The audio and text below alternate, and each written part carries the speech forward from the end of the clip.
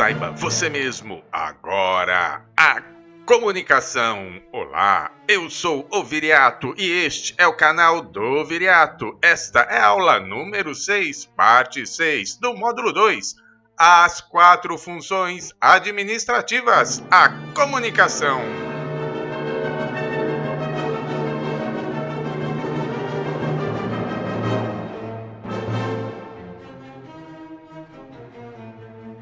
E dando continuidade à nossa aula sobre a terceira função administrativa, a direção, vamos agora dar início à parte número 6, comunicação.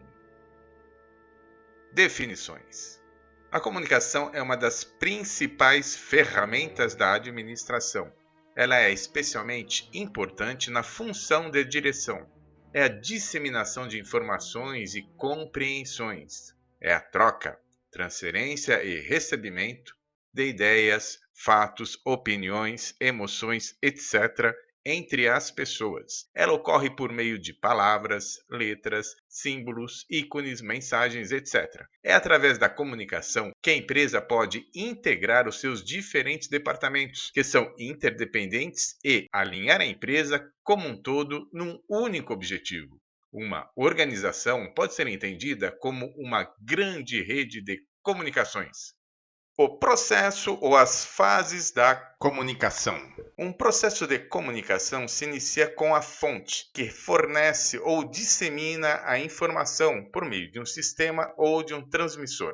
São exemplos de fonte: uma pessoa, um repórter, um ator, etc. O transmissor é a codificação e o transporte da mensagem. Pode ser a boca, a voz, o microfone, um telefone, uma câmera de televisão, as torres de rádio, etc. O canal é o meio de transporte utilizado para levar a mensagem codificada, como, por exemplo, o ar, os fios, as ondas de rádio, uma carta, um e-mail, etc. Receptor. Ele tem a obrigação de captar e codificar a mensagem. Pode ser ele o ouvido, um alto-falante, um telefone, um aparelho de televisão ou um rádio, etc. Destino é quem recebe a mensagem, como, por exemplo, uma outra pessoa, uma plateia num teatro ou os telespectadores de um programa de televisão. Ruído ou barreiras. Qualquer elemento que possa dificultar o correto entendimento da mensagem, que promove distorções. Ele pode estar presente em qualquer um dos elementos ou das fases do processo de comunicação. Retroinformação ou feedback é a prova da efetivação da comunicação. Permite à fonte o conhecimento dos resultados da informação. É a garantia do recebimento correto da mensagem emitida. A retroinformação não garante a eficácia da informação, ou seja, se ela produziu ou não os efeitos esperados, mas aumenta a precisão desse processo. Porém, a retroinformação nem sempre está presente nos processos de comunicação, como, por exemplo, no caso de um livro. Outros elementos. Além destes que acabamos de relacionar, temos ainda outros elementos no processo de comunicação, e são eles, em primeiro lugar, a apresentação, que é a necessidade de clareza da informação, os cuidados com a linguagem, a escolha do canal correto, etc. Mensagem é o que se quer transmitir. A informação em si pode ser uma ideia, um sentimento, uma vontade, uma pergunta, etc. Codificação é a transformação da mensagem em palavras, símbolos, frases, música, vídeos, para que possa ser enviada. Decodificação é a tradução, a compreensão ou o entendimento da mensagem. É a parte mais sensível da comunicação. É o momento mais propício para a ocorrência de problemas e dificuldades. Escuta ativa é demonstrar atenção, levantar questionamentos, sugestões sobre o que está sendo dito. Reflexão, pensar, raciocinar sobre o que está sendo discutido. Empatia é a capacidade de ficar no lugar da outra parte. É saber ouvir, assumir a posição daquela pessoa. O objetivo é procurar entender melhor o ponto de vista apresentado e ganhar a confiança, a simpatia com quem estamos conversando. Além disso, a prática da empatia facilita o fortalecimento de boas amizades. Os meios ou sistemas de comunicação.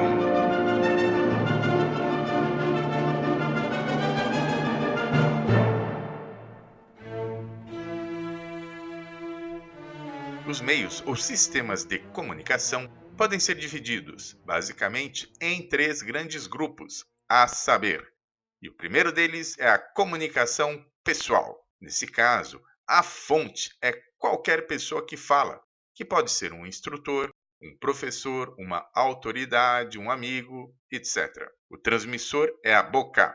O canal é a fala, a voz, o ar. O receptor é o ouvido. E o destino é quem escuta. Pode ser um aprendiz, um aluno, um subalterno. Os ruídos, nesse caso, são o barulho, a distância entre as pessoas, o cansaço que pode dificultar o entendimento, as diferenças culturais, etc. Exemplos de comunicação pessoal: conversas, reuniões, apresentações, solenidades. O segundo grupo é a comunicação escrita ou impressa. Nesse caso, a fonte é quem escreve, que pode ser qualquer pessoa, um pesquisador, um escritor, um repórter, um remetente, no caso de uma carta. O transmissor é a escrita, o texto, a linguagem, as palavras, as frases. O canal é qualquer meio impresso. O receptor são os olhos, a leitura. O destino é o leitor, o estudante, o interessado, um profissional qualquer, o destinatário. O ruído são os termos técnicos, a linguagem rebuscada, o estado físico do material impresso, etc. E nesse caso, os exemplos da comunicação escrita ou impressa são cartas, livros, revistas, jornais, etc. E, por fim, a comunicação via equipamento.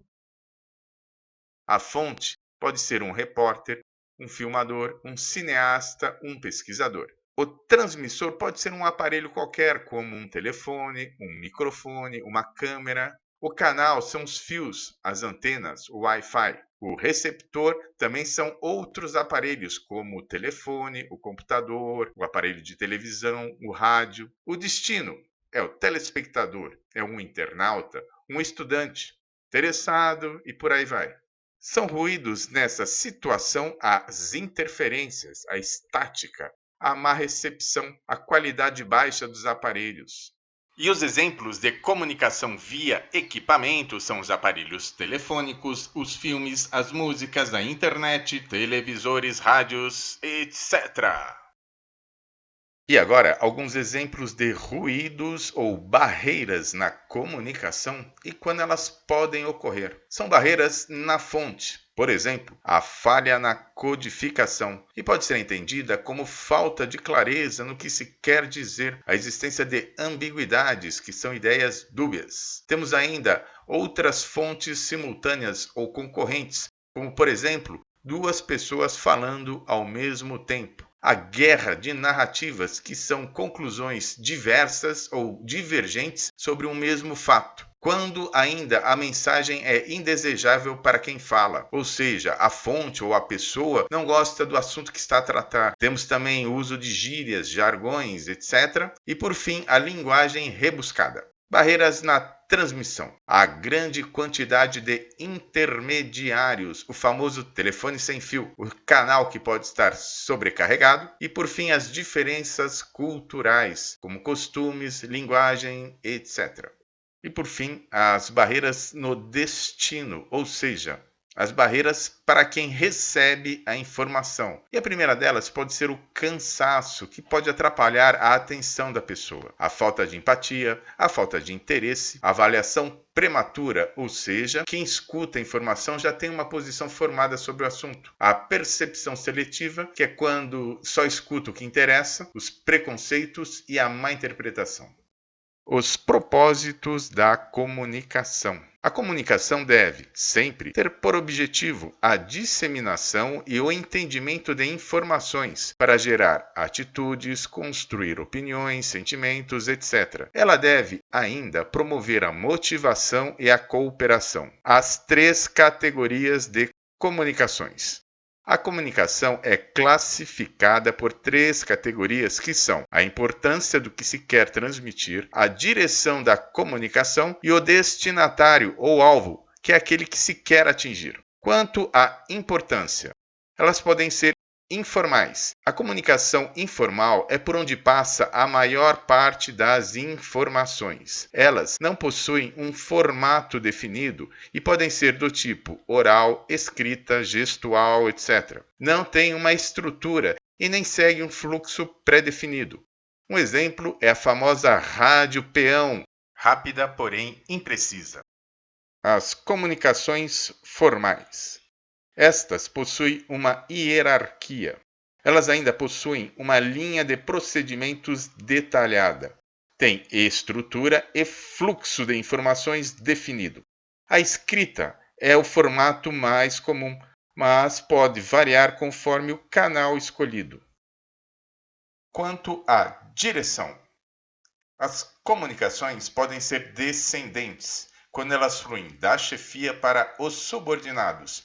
Quando formais, são as famosas ordens, teorias, decisões, procedimentos, etc. A comunicação ascendente. O fluxo é contrário. Formalmente, são as experiências, as sugestões, as queixas, as reclamações, pesquisas. Temos ainda as comunicações laterais ou horizontais, que ocorrem no mesmo nível hierárquico e visam coordenar e integrar a estrutura organizacional. As comunicações transversais.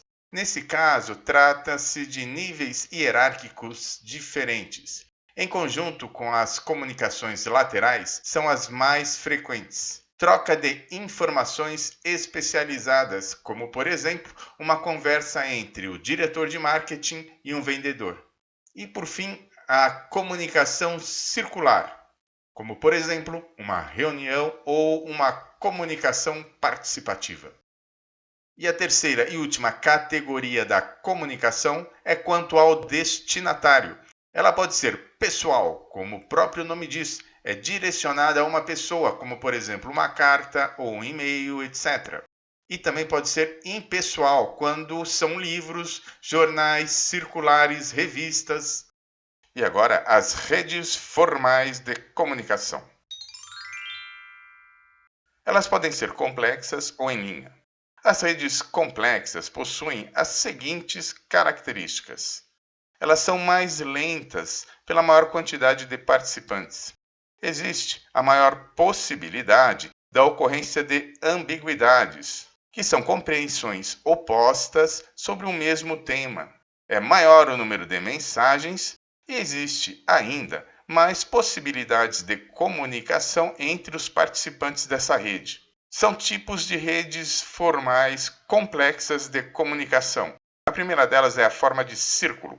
Nela, o líder não participa. Observe que as linhas são canais de comunicação e o líder não se conecta com nenhuma delas. A outra forma de rede formal complexa de comunicação é o todos.